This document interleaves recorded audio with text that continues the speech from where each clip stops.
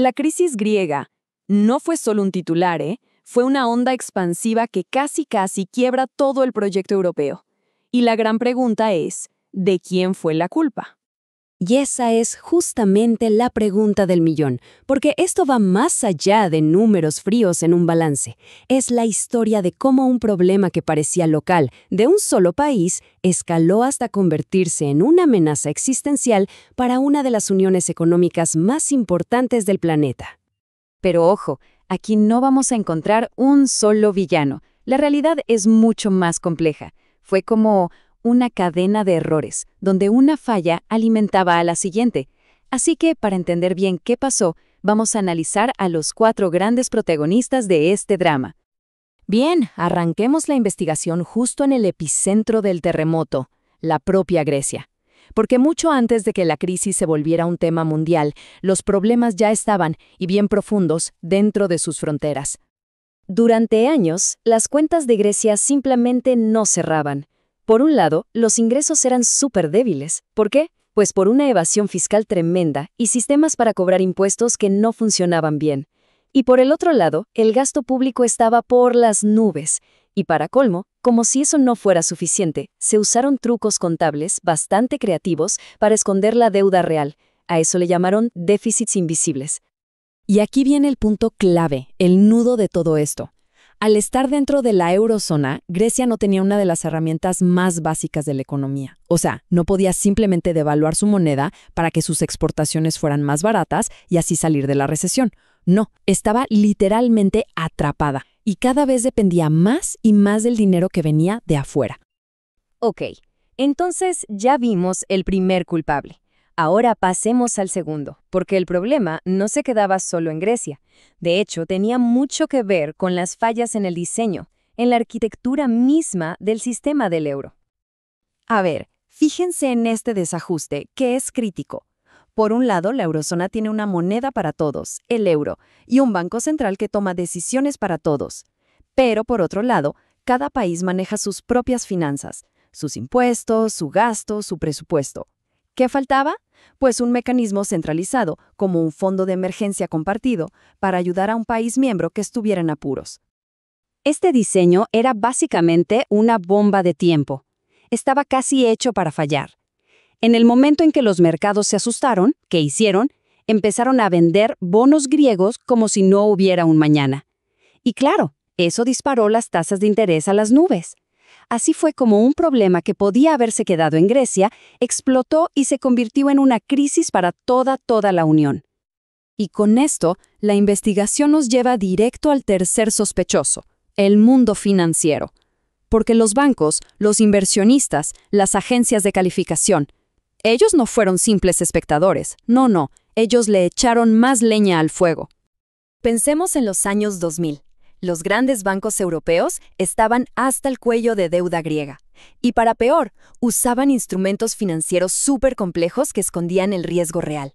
Entonces, cuando la crisis ya no se pudo ocultar, las agencias de calificación empezaron a bajarle la nota a Grecia, una y otra vez. Y esto desató lo que se conoce como comportamiento de manada.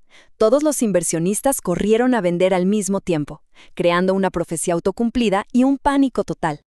Para entender por qué el pánico se esparció tan rápido, tenemos que hablar de los CDS, los Credit Default Swaps. A ver, de forma sencilla, imaginen que es un seguro contra la quiebra de alguien. Si mucha gente empieza a comprar un seguro contra la quiebra de Grecia, el precio de ese seguro sube, y esa subida de precio es como una señal de alarma gigante para todo el mercado que grita, ¡cuidado, Grecia podría colapsar! Y claro, eso genera todavía más pánico.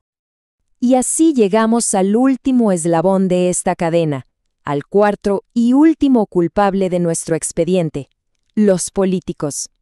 Las decisiones que tomaron los líderes europeos y, quizás más importante, las que no tomaron a tiempo. Cuando ya era evidente que Grecia podía quebrar, Europa se partió en dos. Por un lado, los países del norte, con Alemania a la cabeza, decían, momento, aquí se necesita disciplina, un castigo, para que nadie más se atreva a hacer lo mismo. Pero por otro lado, los países del sur pedían a gritos ayuda, solidaridad. El debate, como ven, dejó de ser económico y se volvió una batalla política total. Al final, ¿quién ganó el debate? La austeridad. Los rescates llegaron, sí, pero con una condición durísima: recortes masivos en el gasto público. ¿Y cuál fue el resultado? Pues una espiral mortal. La austeridad ahogó la economía griega, el desempleo se disparó y, aquí viene la gran paradoja, la deuda se volvió todavía más difícil de pagar. Es que, de hecho, la cura resultó ser peor que la enfermedad. Durante un tiempo, el indicador clave de la salud financiera de Grecia, la relación entre su deuda y su PIB, empeoró por culpa de las mismas medidas de austeridad.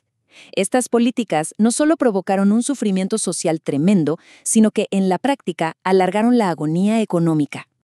Y no solo falló la política, también la respuesta monetaria llegó tarde a la fiesta. El Banco Central Europeo, el BCE, dudó muchísimo en jugar su papel de prestamista de última instancia. Estaban más preocupados por la inflación, y esa duda, esa tardanza en intervenir, le dio rienda suelta al pánico para que se extendiera por todas partes. El verdadero punto de quiebre, el momento que lo cambió todo, no llegó sino hasta julio de 2012. Y fue gracias a estas famosísimas palabras de Mario Draghi, el presidente del BCE en ese entonces. Su promesa de hacer lo que fuera necesario, whatever it takes, finalmente calmó a los mercados. Pero ya era tarde. El daño estaba hecho y la crisis ya se había transformado en una herida política muy profunda para Europa. Bueno, hemos revisado el caso. Hemos examinado a todos los sospechosos. Entonces, ¿cuál es el veredicto? Y más importante aún, ¿qué lección nos deja todo esto? El veredicto final es que no hay un solo culpable. Fue una tormenta perfecta, una conspiración de factores. A ver, repasemos. La mala gestión interna de Grecia puso a la primera piedra. El diseño fallido del euro le abrió la puerta al problema para que creciera. Los mercados financieros le echaron gasolina al fuego. Y la respuesta política, tardía y equivocada, se encargó de que la herida fuera mucho más profunda. Pero el daño fue mucho más allá del dinero. La crisis griega rompió en 1000 pedazos esa ilusión de solidaridad que existía en Europa. Creó una desconfianza enorme entre países, se convirtió en el combustible para el populismo y el antieuropeísmo y abrió un debate sobre la soberanía y la integración que a día de hoy sigue sin cerrarse. Así que, si hay una lección clave que sacar de todo esto, es esta. Tener buenas reglas, un buen diseño de sistema, es solo la mitad del trabajo. Si no existe la voluntad política para actuar con decisión y con solidaridad en los momentos difíciles, hasta el sistema más perfecto es vulnerable. Y todo esto nos deja con una última pregunta flotando en el aire. Sí, es verdad que se han hecho reformas, como la unión bancaria. Pero la confianza política, eso es algo que no se arregla con una ley. La gran duda que queda es, ¿de verdad Europa aprendió la lección? ¿Se hizo lo suficiente para evitar que una crisis así vuelva a ocurrir?